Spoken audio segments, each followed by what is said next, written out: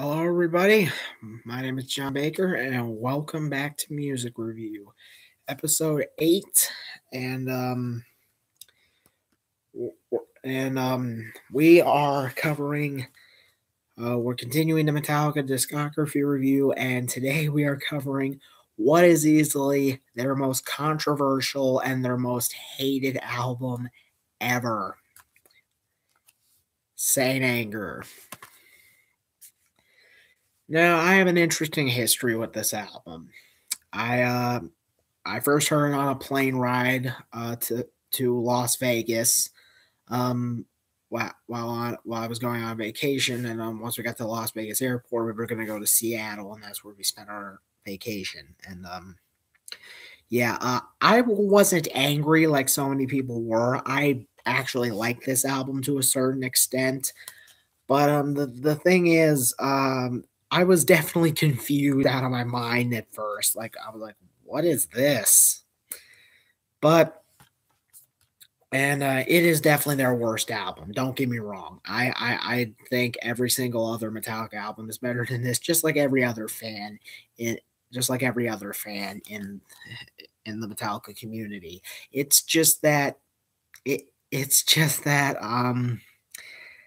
I just like it. I've grown to appreciate its positives and look past its flaws, and I'm able to enjoy most of the songs off this thing. And even the ones I don't enjoy, I don't necessarily dislike. But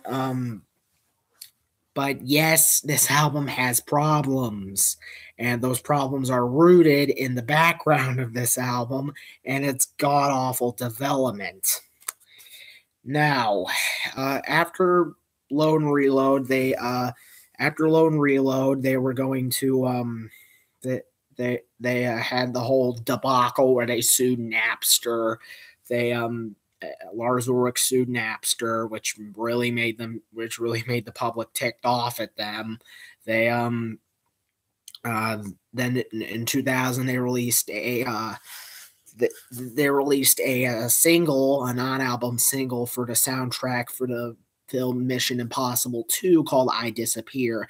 I've never actually taken the time to sit down and listen to that song, but I do know it was the last one they did with Jason Newsted, because the year after, in January, the year after, he left the band, citing, I'm just going to pull this up. So,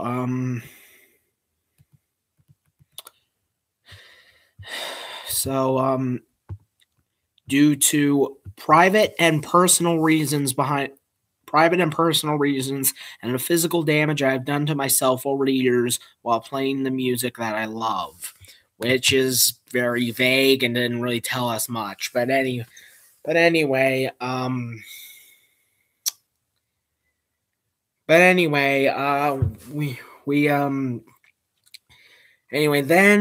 their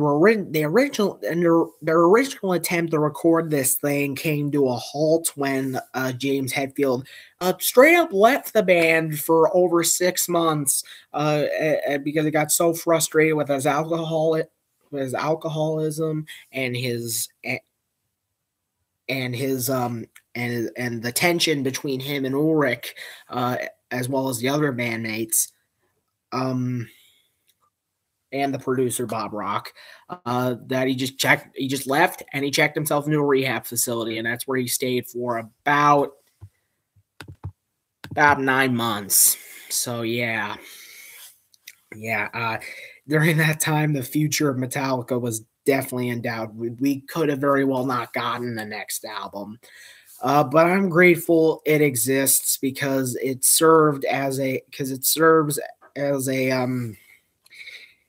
well, it was kind of a growing pain for this. In many ways was the precursor to what I like to call the rebirth of Metallica with Death Magnetic. And really, had we not gotten through this, it was like, sure, the thing was very flawed, but it was necessary, because without it, we wouldn't have gotten Death Magnetic and Hardwired to Self-Destruct, which are two of their best records, in my opinion.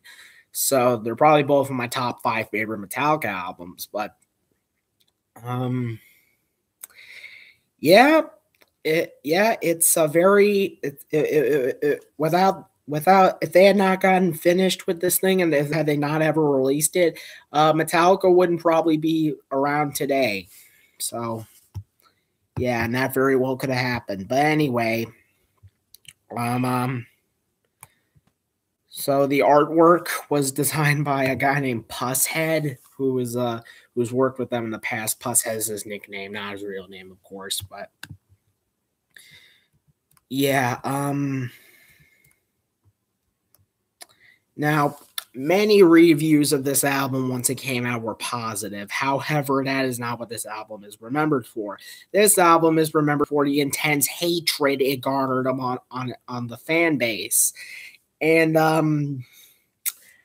I may like this album to an extent, but I totally understand why. Like, this is not something I could listen to every day.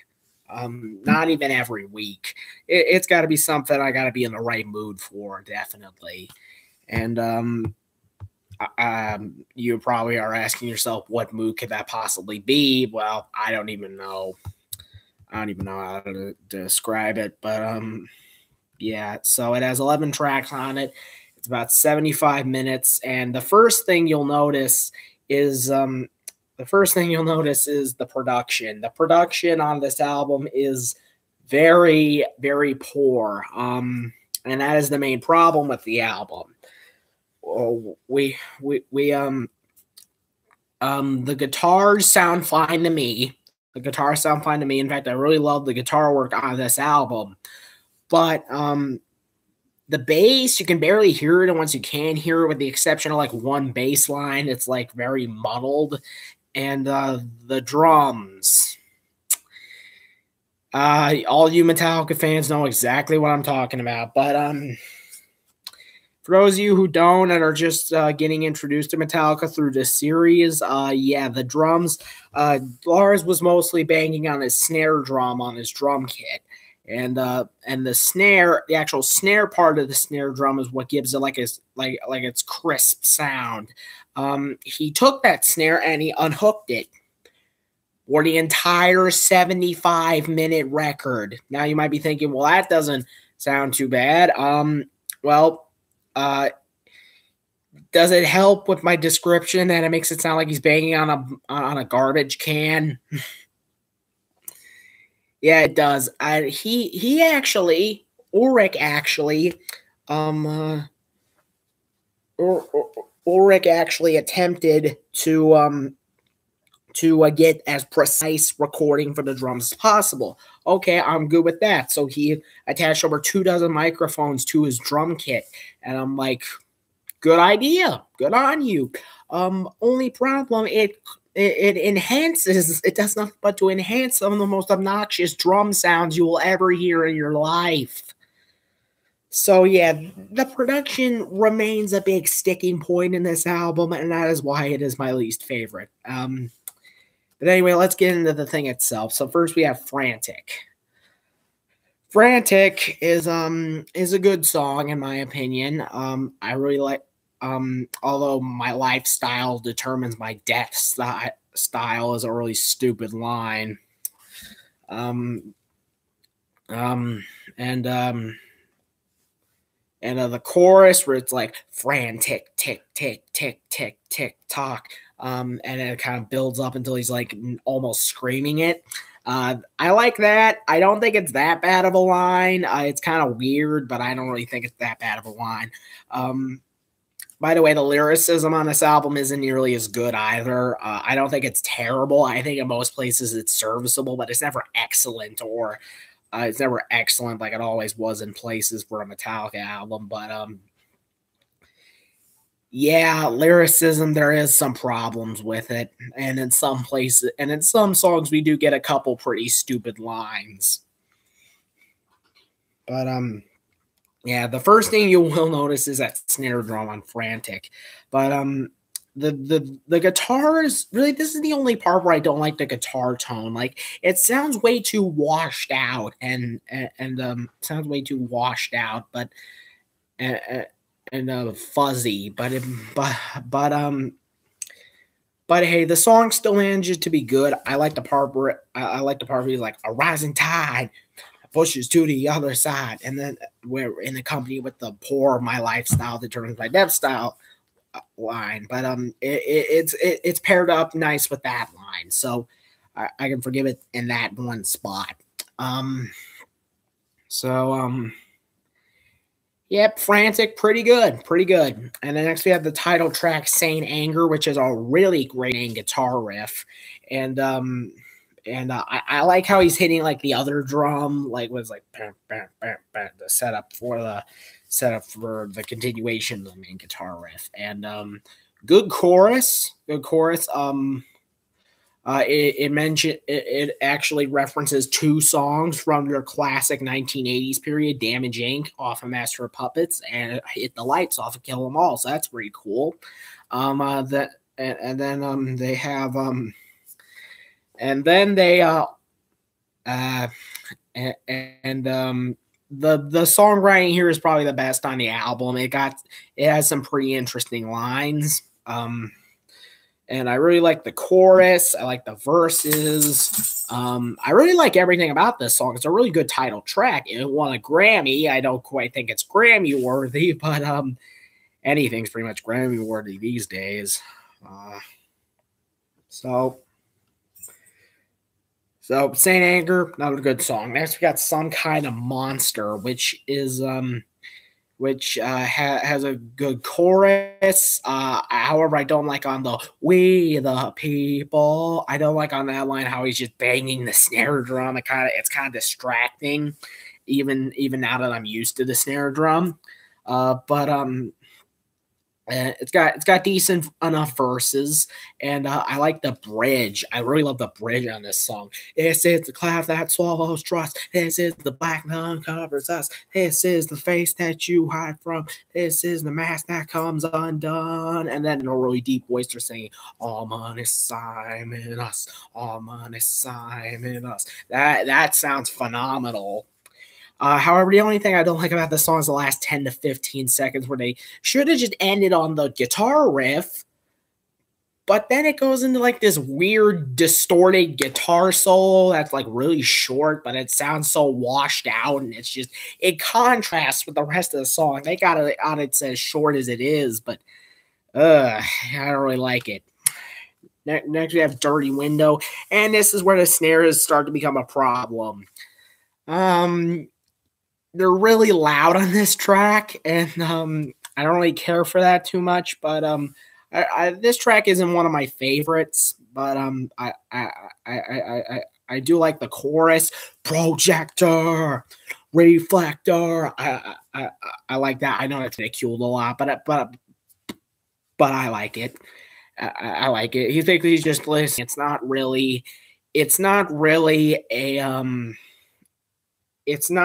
like that great. Like, it's got a couple bad lines, but it's not terrible. But even the bad lines aren't terrible.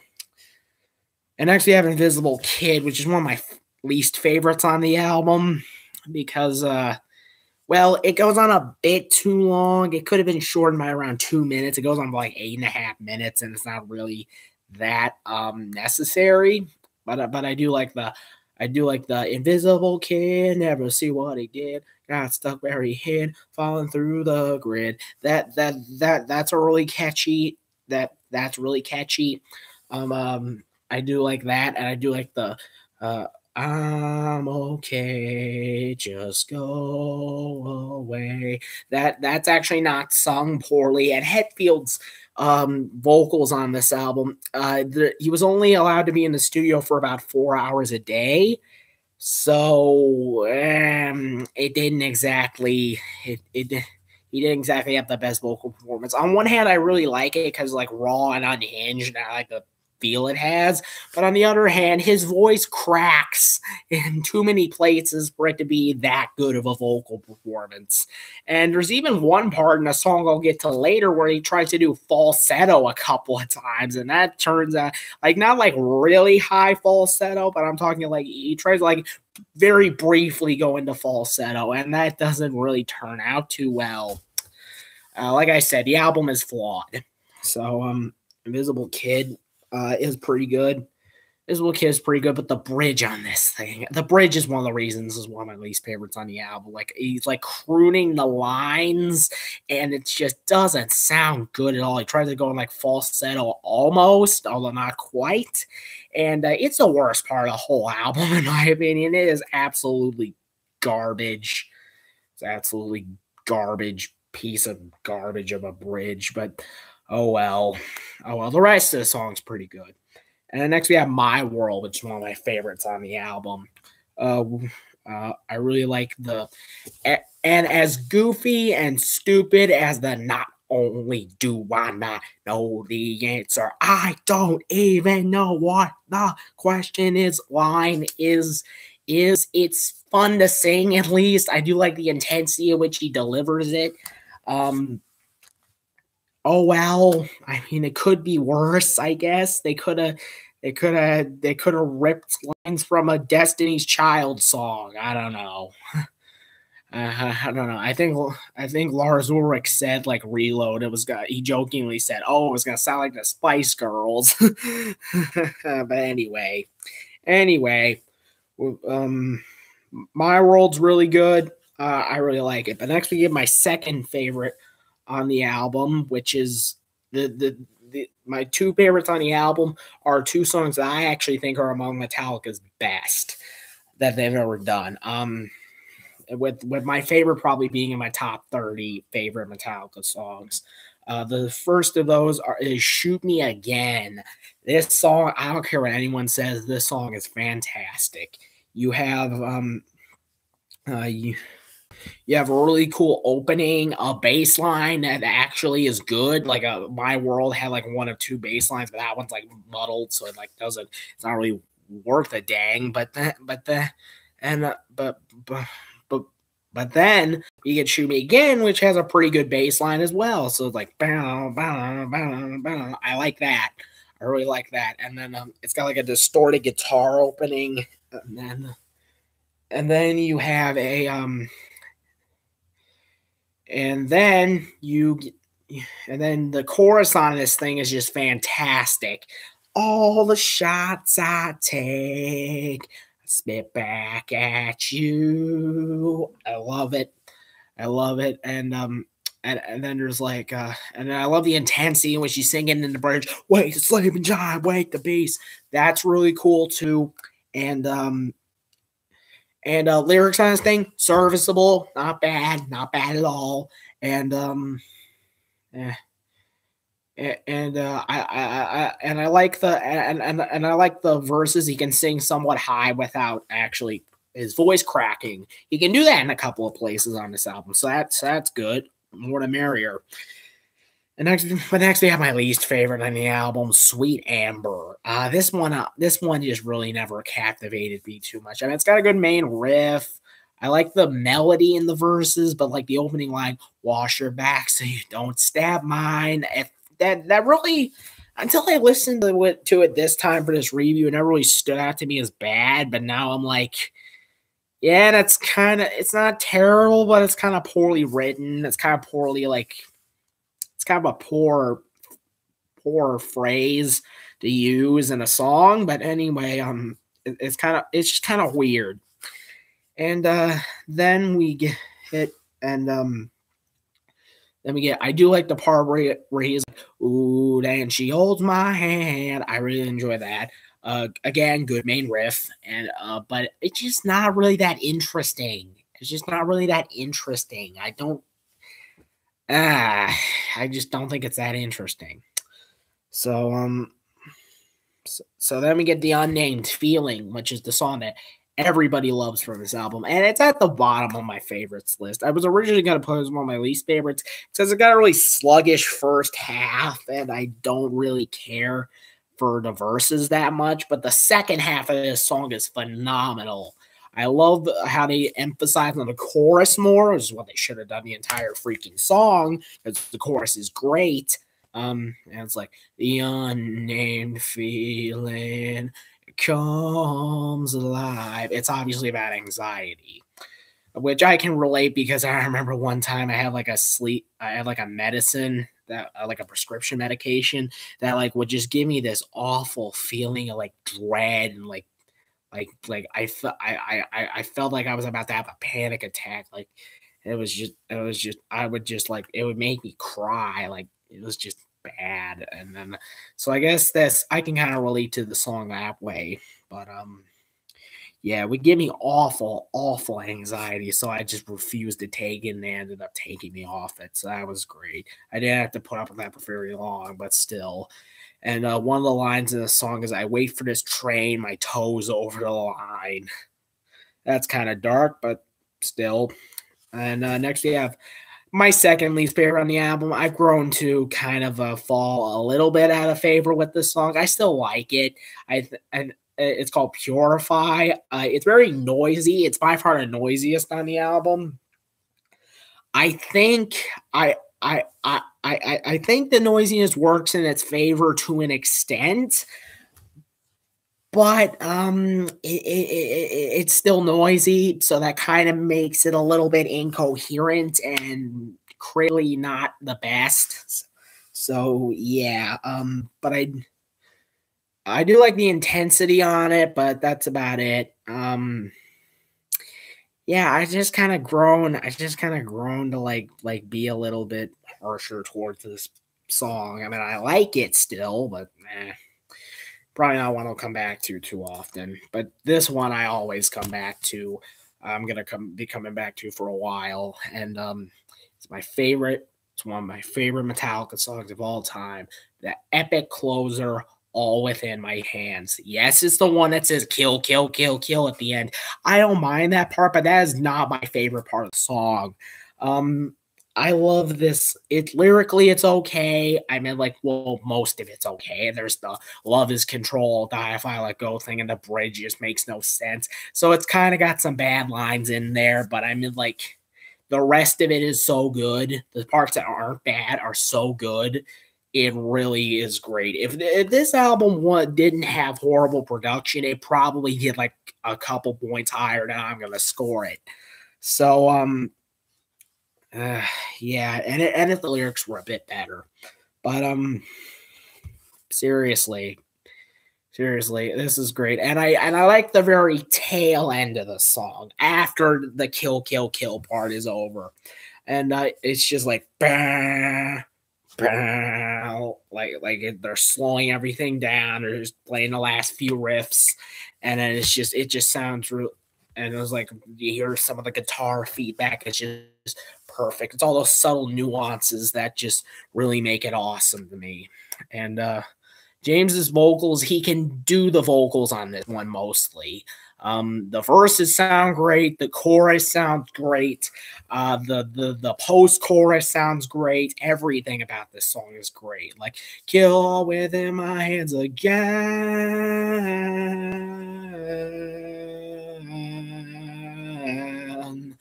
That is fantastic. It's honestly one of my top 30 favorites by the band. Yep, All Within My Hands. Check it out. Overall, so that's Saint Anger. Is it as bad as people say it is? That's a tough question because I don't think it is, but I can see why other people would think it is. Like personally for me, no. It's I would say, but even so, if you're gonna get into Metallica, have this be the last album you check out, like the very last. Check out the Beyond Magnetic EP or Garage Inc. before this, especially the Beyond Magnetic EP. Check that out; that's legit. But this one got hated by the fan base, and while I don't think it deserves too much hate, I understand the hate. So yeah, please don't hate me for somewhat liking this album or listening to them as one of my two of my favorite Metallica songs, but hey, we all got opinions and we're all entitled to them. So let's just respect each other. And so yeah, Saint Anger. My final rating for it is a very respectable 7 out of 10. However, I am not going to give it a recommendation because most people will if you're getting into rock, save this album until you're like a really big rock fan, because save this album until you're like a hardcore fan of the band, because if you start with this thing, you will never want to hear Metallica again, and that is the opposite of what I'm trying to do here. So, especially once we get the how to get into episode. So, yeah. Anyway, well, we're going to end on 2 really big high notes. Next album is Death Magnetic. So, thank you for watching. I hope you enjoyed, and I'll see you guys later. Bye-bye.